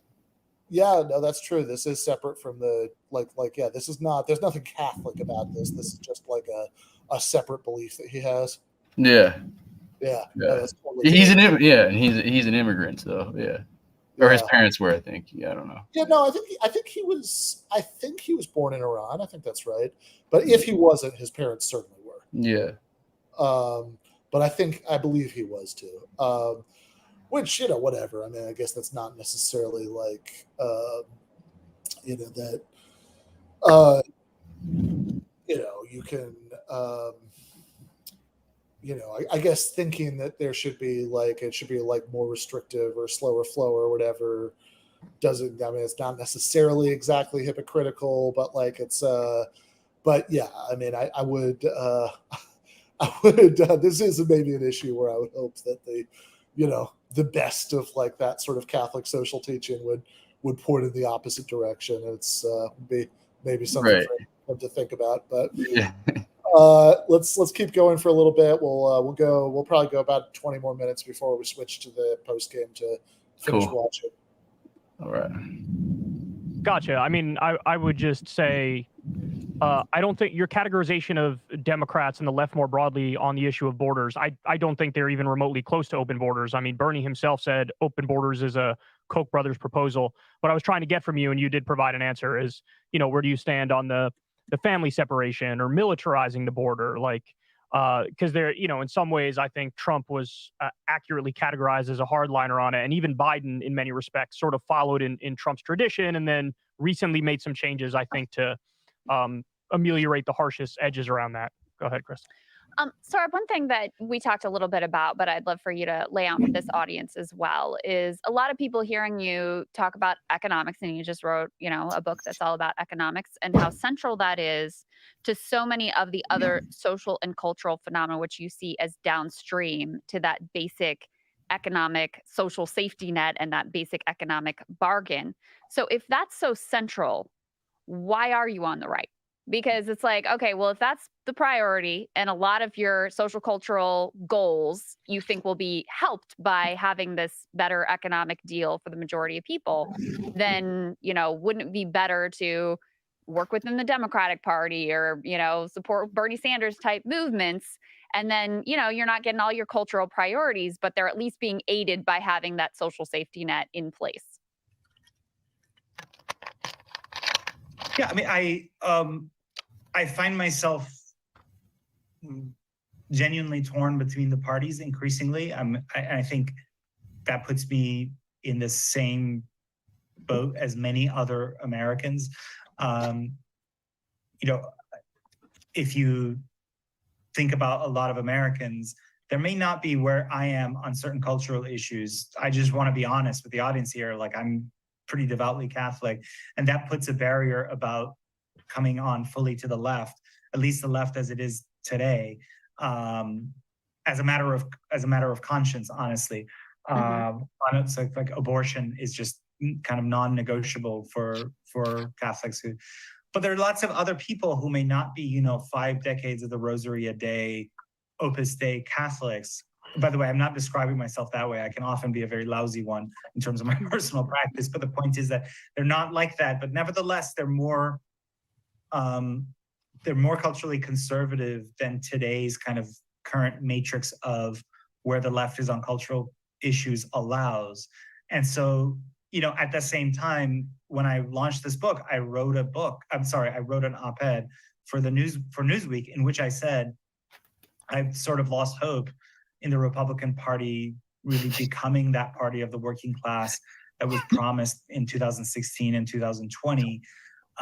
We can get into why that is. I think we discussed it on Breaking Points. Yeah.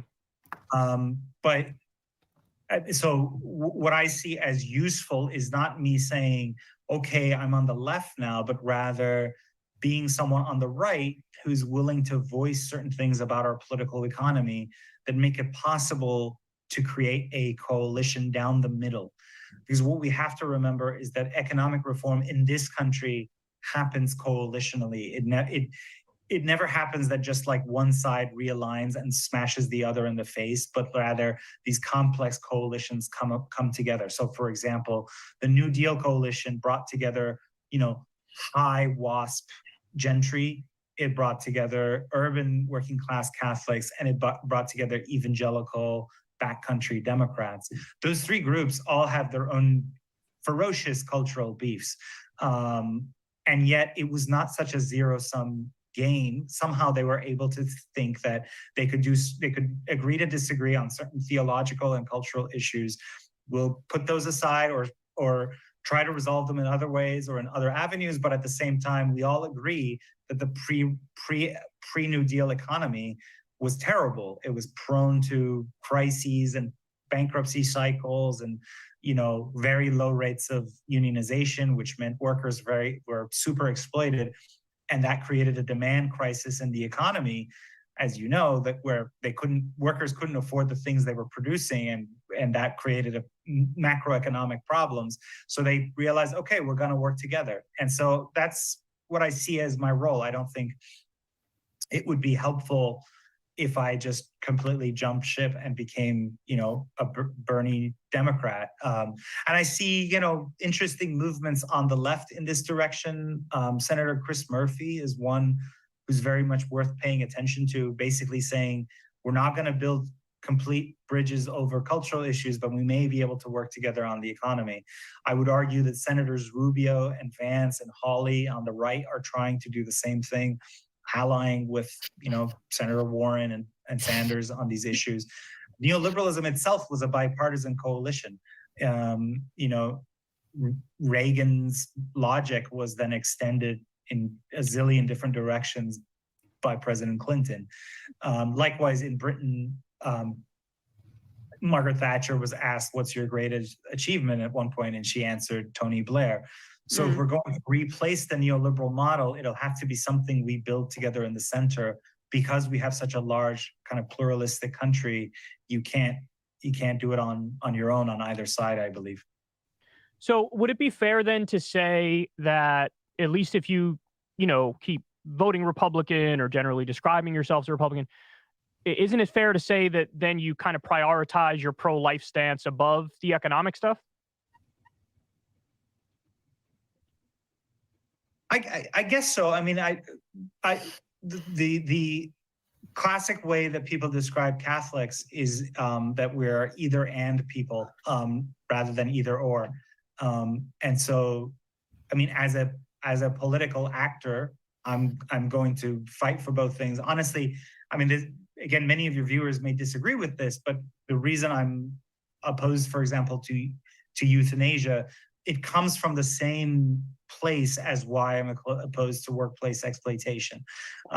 It's the same moral logic, right? Euthanasia is this practice that, if put into practice, is happening in some states and some Western European countries and Canada, can bring a lot. Well, although it looks like choice, in practice it can bring down a lot of pressure on the vulnerable. This has been documented in Canada, where medical providers look at people who are vulnerable and tell them, there is this option of medically assisted suicide. And so, why is that a bad thing? Well, because you can have ever more groups of people whose worth is denigrated by health systems on the basis of the fact that, there is this other option.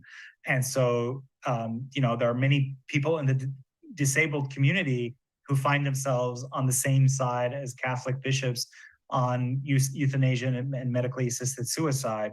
And so my point is that they come from the same place. And so it's very hard for me to be given this choice where I'm like, what do you value more? A decent economy, or one in which, you might get some of the legislative aims that you share with the left, but it also includes, medically assisted suicide. That said, I think, as I've told many interviewers, some of our cultural disagreements, their temperature can be lowered if we do get a better economy. So what I mean by that is, right now what we have is a low-wage, high-welfare society. What that means is not that the welfare benefits that we offer are actually very generous. Quite the contrary, they're quite miserly. But it just means that as a share of the income, or lower income people need to make ends meet, welfare can take up to half in the United States. Half of fast food workers can't make ends meet without public benefits. A quarter of college adjunct professors can't make ends meet without public benefits. And that's bad in all sorts of ways. But the one is cultural way that it's bad is, a lot of people think unless they can get a certain kind of credentialed job, they're going to be part of that utterly precarious, miserable lot of Americans. And we don't have enough of those kinds of kind of information-based, credential-oriented jobs in this country, and we may not have them in the future either. And so what a lot of people end up competing over is over their kind of cultural resentments and grievances. I am this, I am that. That builds up this kind of tension over identity. But if we can build an economy in which, you know, there are working class jobs that are safe and secure, and people can take care of their elderly parents, people can take care of their kids, people can afford to get married, maybe take care of, oh, you know, God forbid, they can make a vacation sometime and so on, then it will lower the temperature of some of our cultural disagreements. I don't want to kind of give too rosy a picture. Some of these are so fundamental, they're philosophical issues over which reasonable Americans will always disagree. But some other ones, you know, what Republicans call woke, and conversely, I think some kind of rising white identity politics on the right, both of their temperatures can be tamped down, I believe, if we did have a better economy. And there are, you can be a conservative on the sort of deep fundamental issues like euthanasia, abortion, et cetera, and still work to bring about that kind of an economy in other respects. I don't see that as contradictory. Yeah, I mean, I think that's true. I've made that argument before. You've made that argument before. It's actually a common left-wing critique. So a couple things there. It's interesting you brought up how your Catholicism is front and center and it informs your politics, because my mom is a Catholic. I was raised Catholic, and my mom was literally a nun. Her mom was literally a nun, and my mom most of her life voted Republican. I would argue largely because her family was Republican, and it was just sort of like what you do if you go through the motions. But as she got older, she started voting more for Democrats. Now she probably votes like 80% of the time for Democrats, 20% of the time for Republicans. And I think the viewers will be interested in knowing that when you look at the numbers for Catholics and where they align politically, it's actually the group that is most split when it comes to party affiliation among mostly, you know, white voters. Obviously, the black church is overwhelmingly Democratic, but among white voters, they're split relatively close to 50-50 Democrat, 50% Democrat, 50% Republican. On the euthanasia point, that was very interesting to me. So I have two questions for you. I think I know the answer to both, but I want to hear from you. Number one, does it also apply to the death penalty? So are you against the death penalty? I think I know the answer you're going to give. And number two, physician-assisted suicide with strict rules and regulations. So like if I have stage 4 cancer and I have a month left to live and I'm begging to be put out of the physical pain that I'm in, even in that instance, you say no? Yeah, so to answer your first half, what the Holy Father Pope Francis has decreed about that the death penalty is not that the church is absolutely against it, because it's not. You know, obviously Jesus says, apologies, the two thieves who are getting executed next to Jesus say, you know, our execution is just. So that in theory, the church can accept the death penalty as a matter of justice. But what Pope Francis has said, which I think is reasonable, is that under modern conditions, we have enough other ways of, you know, correcting crime, right, or to making victims of crime whole, and at the same time preventing criminals from victimizing others, and at the same time, given the risks of unjust executions, you know, potential people who aren't guilty being executed, that given all that in practice the death penalty is opposed. And I think that's, you know, there's this expression among Catholics that Rome has spoken, the debate is over. And so I follow that quite strictly. On euthanasia, euthanasia, though, I would say that the expression is that Rome has spoken, the cause is finished. I wanted to give the correct one. So on euthanasia, though, no. I mean, I think I'm absolute about that, just because I did a lot of reporting on this in Belgium, Luxembourg, these countries in Europe. The Benelux countries in Europe were the first to legalize it, and it just never, no matter how many guidelines you put in place, it just never stops. So that, you know, in some of these countries, you now can get medically assisted suicide for depression.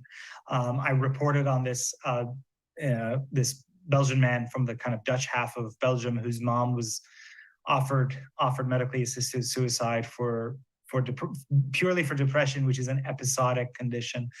And so in my heart of hearts, I believe that it's one of those things where if you open it up, it'll keep expanding, especially given the kind of logic of scarcity that underpins especially the neoliberal order, where it's like there are all the more reasons not to treat people with expensive conditions. And I've spoken with disability rights activists who are really worried about this. And again, like I said, some of them are really hardcore atheists, but they weirdly find themselves, in these debate shows like on the BBC, alongside some cardinal saying the same thing for different reasons. So that's one where I don't think we'll find agreement.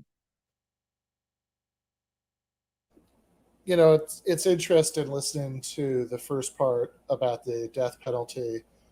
I have such mixed feelings about that, because the sort of position itself is I like, right? That it's that he's saying like, okay, look, even if you're not an absolutist about it in all times and places or whatever, like clearly in in society where you could, like there's no concern that like, it's clearly possible to, keep people separated from anybody they might harm or whatever.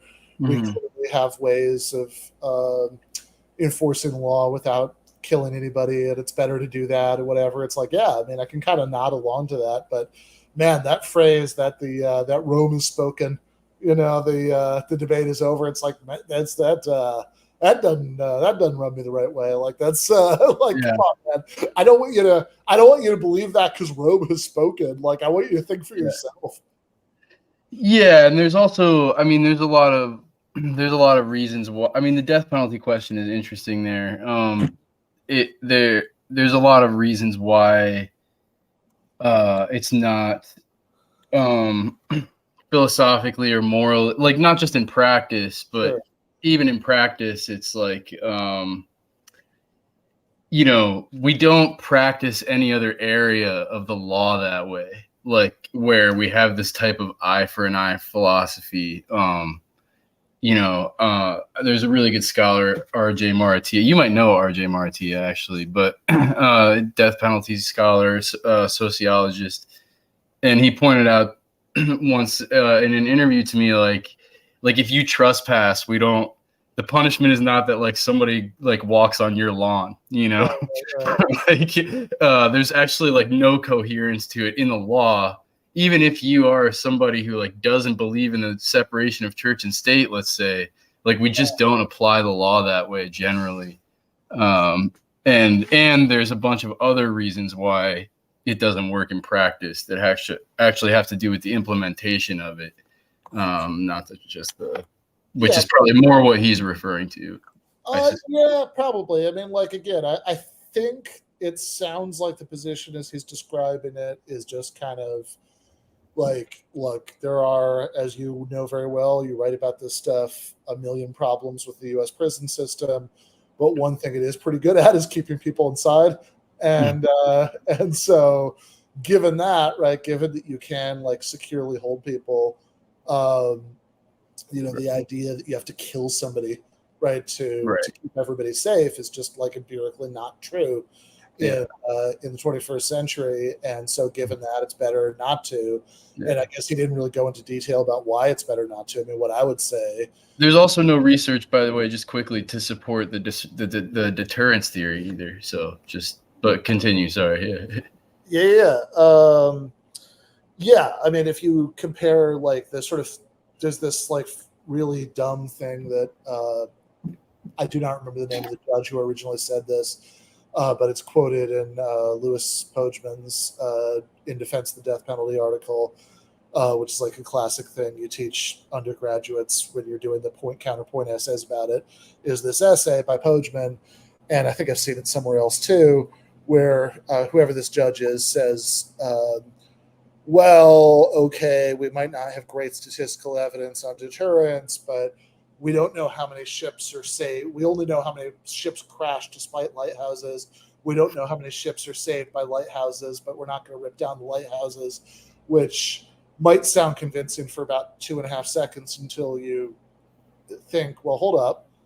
If we ripped down all the lighthouses on the East Coast, but kept all the ones on the West Coast, then suddenly we would have a pretty good idea of how many ships they saved, because we could just compare the shipwrecks on the West Coast and the East Coast.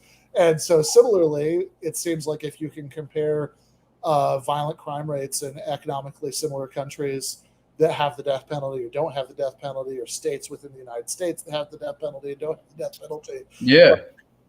Pretty quickly you realize that there isn't a deterrent effect. And like, I just, and so, okay, look, if there's some very subtle, slight deterrent effect that it like just isn't enough to show up clearly in those comparisons. But even if you do think that, ultimately, like, this is what we know for sure, that innocent people die because of the death penalty. And that's not just about the way it's implemented in the United States. Like, any legal system that was run by humans would not always get it right. So sometimes innocent people would die. And ours gets it wrong a lot more, I think, because of certain structural reasons we don't have to get into right now. But yeah, I mean, and I would even say that's true of the larger prison system, not just the death penalty. I mean, but at least a lot of these things are, but even the public safety deterrence factor, like even with the larger prison system, if like you served half of your term in prison and new evidence comes out that exonerates you, you're never going to get those years back, but at least you can get the remaining the remaining years. But let's even whereas, like, short of resurrection from the dead, I mean, the death penalty is permanent. But let's even when it's not about the death penalty, the public safety deterrence arguments both are very flimsy, in my opinion. I mean, first of all, the amount of people we incarcerate doesn't seem to have any impact correlation with deterrence. And then also, like, if you take the public safety question, it's like, let's say you have somebody who they committed the crime when they're 20, they got a life sentence instead of a death sentence, and then they're now 80 years old, they're in a wheelchair, they can, like, what threat is this person to public safety? I mean, to me, the real proof is the pudding that I mean, people have heard me say this many times before, so I'll just say it quickly, not linger on it. But look, we know there are lots of countries with much more liberal and humane prison systems than the United States that still have, like, much lower violent crime rates. So it is possible to have our cake and eat it too about this. That, in, like, Norway, like, famously, they have, like, the criminal justice system there is so much more liberal than ours that like, I mean, like, this came up, this kind of got the attention of the global media. Elizabeth Montross wrote a book on this, right? Is that right? With when Anders Breivik was sentenced for the mass shooting in Norway, and it's like, unless they change the laws just for him, he is eventually going to get out. They don't have, like, life imprisonment in Norway. And so, and, like, even the prison terms, even while he is in prison, it's, I mean, look, don't get me wrong, it'd still be pretty horrifying to, like, have a room that you're not allowed to leave, but like, Norwegian prisons are nothing like American prisons. They look to American eyes much more like college dorm rooms than like American prison cells. And nevertheless, there's, like, a way lower murder rate in Norway, and so clearly it is possible to have both of these things at the same time. You just need to have, like, a less dystopian economy. Absolutely, I would love to do like a longer conversation with you just about this at some point, because it's I love talking about it. It's and also, just as a small plug, anybody who is interested in the death penalty issues, I have been for over 10 years writing about Jimmy Davis Jr., who's on death row in Alabama. I have my next book is going to be about him, which will also be in part serialized on my Substack, and the first part is up. So yeah, people like that. I feel like we got kind of far afield from the topic, but no, I mean, but that's all right. Yeah. It came up. It's interesting. It's worth yeah. talking about. On the euthanasia stuff. I mean, though, I don't know. I don't see, like, if you have places that have legalized euthanasia in some circumstances where there's a good case for it, and then taken it too far and extended it to other circumstances where there's not. To me, the lesson isn't like, oh, well, you got to make sure that, like, it's not legal for anything ever. It's just like, no, it's just like, sure, that's you can support the first thing and not support the second thing. Like, I don't think you're somehow preventing the second thing, but like, yeah. I think, I mean, it just seems like, yeah, I think that, I think the concerns that he mentions about, like, economic pressures for people to engage in assisted suicide, or like the MAID program in Canada, are like real concerns. Like, I take that seriously. But, absolutely. But, like, also the guy who has terminal cancer and no realistic hope of recovery and all of that, like, shouldn't be made to suffer, just because it could be overextended in the future. Right. And also, like, if these are the hills somebody like this wants to die on, like, I just don't. I mean, I feel like I mean, at least he is very concerned with being consistent, and I do appreciate that in some ways. Like, I helped an academic in Alabama who was a conservative academic working on a book basically making the argument against the death penalty to pro-life people like himself. And like, I don't have any problem with that. If you live in Alabama and you want to spend your time trying to convince pro-life people to oppose the death penalty, like, I'm not gonna get in your way. In fact, I'll help you. Like, Totally. No problem with that. And I agree with you on the euthanasia issue. I also think it's interesting, though, that, like, I think you and I probably both mainly disagree with this guy as a matter of emphasis, not so much as a matter. I mean, obviously, neither of us would support Trump or any Republican running today, but certainly, it and therefore, like, also I can tell he's a smart guy. He's definitely a smart guy. One of the smarter ones on the right, probably that is in this sort of media sphere, but he says something towards the beginning there, like he's starting to lose hope in the Republican Party, like now. Like, what? Smoke what? And he talks about, like, coalition building, and actually I really agree with most of the stuff he says about coalition building and about the New Deal and the coalitions that were formed to create the New Deal. A lot of them did leave out Black people, so let's not act like it even though those social issues were put aside. Let me just say one thing about that, because I think that's true and it isn't. Like, I agree with that. Yeah, there is definitely a sense in which it's true, but I think people often have a really exaggerated sense of it. So the sense in which it's true is that, look, the United States was an apartheid country in the 1930s, and the New Deal certainly didn't end that. And so even lots of things that happened in that era, like the GI Bill is an example people bring up sometimes, that it's like, there's like a real limit to how much that helped Black veterans, because, like, so many, like, universities and places they might become were segregated, right? Like the university itself, like, if you want to go to, I don't know, university, like, you're from Mississippi, the GI Bill would help you go to the University of Mississippi, except Black people aren't allowed to go, right? Like that kind of thing. So, like, that's certainly true.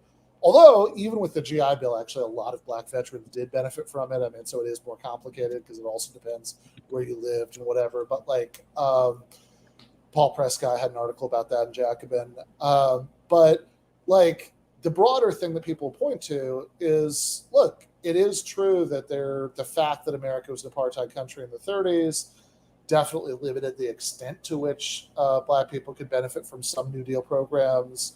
And also, even separate from that, like, they were also discriminated against within certain programs. That's mainly what I was referring to. Yeah. Yeah. I mean, when it's implemented in places with segregation, whatever, there's going to be discrimination. And like, it's also true, like the thing that people point out often is like Social Security was set up in ways that like some of the exclusions from it, even though most of the people who were excluded were actually white, still like you were disproportionately likely to be excluded if you weren't, because it's like domestic laborers were excluded and agricultural laborers, which are actually loopholes that existed in lots of other countries without the same racial history when they set up social insurance programs. Just because even without the racial dimension, if you have like wealthy, politically reactionary landowners, right? You know, like oftentimes they would like force compromises like that for their domestic servants and agricultural laborers. But whatever. Like the broader point is like there is some truth to this, but I think it's really exaggerated in a lot of accounts of this now, because it's also true that like that there was like enough Black people were benefiting hugely from New Deal programs, from the expansion of labor unions under the collective bargaining that came in, etc., that like the 1936 election was the single largest like one-time switch in the Black vote in American history. And don't get me wrong, like as late as the early 70s probably, you could work in like a factory and support a family, you know. And that's why I brought this up, is because, like I said, I agree with him about that coalition building aspect that he brought up. I would say on minor points, it's important to point out that, and this is a side note, that while those social issues were put aside for a larger economic gain, it did have a cost. But I would agree that coalition building was important. It did reach across like people from different worldviews and perspectives. But if we agree that that's so important, the question is like, what are you going to do next right now? Like, how are you going to do that now? You know, and I just don't understand where that part gets articulated in his worldview, you know? Yeah. We agree on the importance of that coalition building. I don't understand like where he sees that happening in his work. Yeah, I mean, I guess the idea is that he would be this sort of like intellectual voice of like some, you know, promoting like right wingers signing on to it, which, you know, maybe, but he also might be trying to get like, you know, I mean, a huge part of the Democratic constituency is people like me and you probably supported Bernie, you know? And like, is he trying to convince them that the Republican Party is where it's at if you care about the working people's agenda? Is he trying to get them on board? Well, I mean, I don't think he. I mean, I guess to be fair, I don't actually think so. At least I haven't seen anything from him indicating that. I think my criticism of him would be like a little bit off to the side of that, which is just like, I just think that like almost inevitably, given his position, that he wants to like stay on the right or whatever, that he is just like, you know, not necessarily trying to convince like Bernie Kratz that like there's more space in the Republican Party for that position than there is the Democrats, because, you know, I don't think he said anything certainly in this conversation that would like lead me to think he's saying that, but just that he sees a degree of possibility for like having some kind of economically social democratic policies within the Republican Party that I just don't think is real. I just don't think it's there. And and clearly he is trying to convince other people of that too.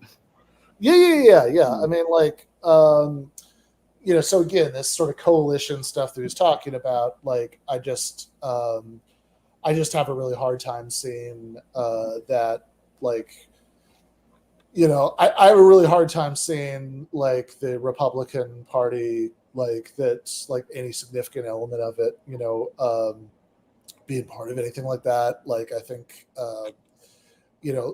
I mean, in some ways, it's kind of a relief because like if like Ahmariism was actually a significant part of the Republican Party, like people who held power in the Republican Party actually had this combination of views, there would be all these like dilemmas about like how much to work with them on what or whatever that like right now we kind of don't need to worry about because like nobody really holds those positions who has any kind of real power within the Republican fold. Also, like, it's not even clear to me the extent to which he does see that possibility. Like, he's not really articulating any potential within the Republican Party. Like, I let's, like, for the sake of conversation, that at least I agree that he sees some possibility, and that's why he's making these arguments within the Republican Party. I just don't understand why he sees that possibility, Yeah, I don't understand what he's seeing.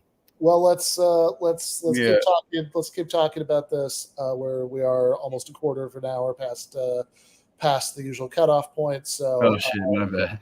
No worries. Let's go to the post game for patrons. If you are a patron, you should have gotten that link a little while ago. If you're not, patreon.com/Ben Burgis. Get the post games every Monday and Thursday night, and the Discord server, and many other things. Most importantly, our love and gratitude for keeping this going.